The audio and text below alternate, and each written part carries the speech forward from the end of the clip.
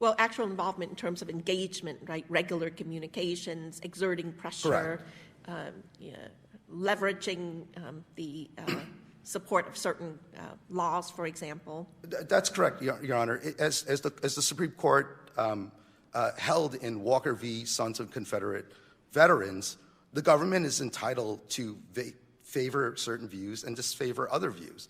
When the government speaks, it's allowed to take a position on a policy and to espouse views on certain viewpoints. And in that case specifically, it made a reference to vaccine programs.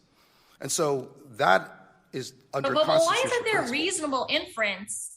Wink, wink, nod, nod. We know what's going on here. Get rid of it. Clamp it down. Stop it from going viral.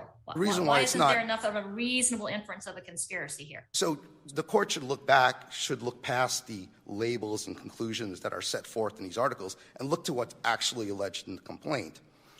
In the complaint, drawing from the Reuters article, it states that the social media companies had already, quote, repeatedly vowed to get rid of such misinformation. Good morning, Your Honor. Morning.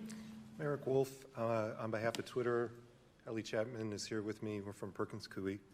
I would emphasize two things that are sort of close to what's already been discussed, but are standards from the cases that I think this case is a particularly good illustration of. The first is on plausibility and Iqbal.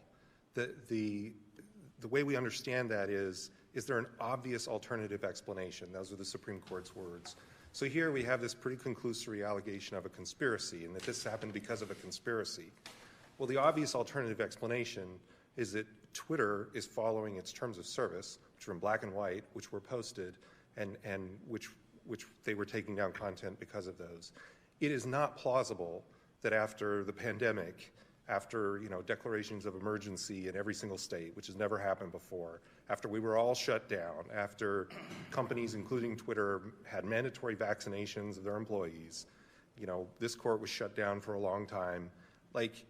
It is not plausible that the reason Twitter took down this content that violates their terms of service is because it was in a conspiracy with the U.S. government to limit Ms. Huber's rights. Let me just say on kind of what is the standard. The plaintiff argues as if, if you can just show a meeting of the minds, some kind of agreement about policy, that's enough. That is nowhere close to enough.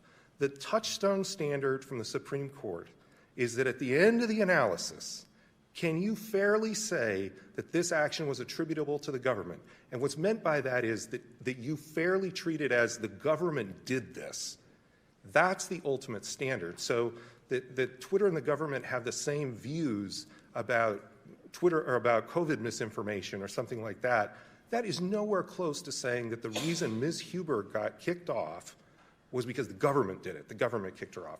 If Twitter gave the government like a portal where the government could just pick people to kick off of Twitter, okay, then we'd have a different case. But here, the obvious explanation is Twitter did this of their own judgment.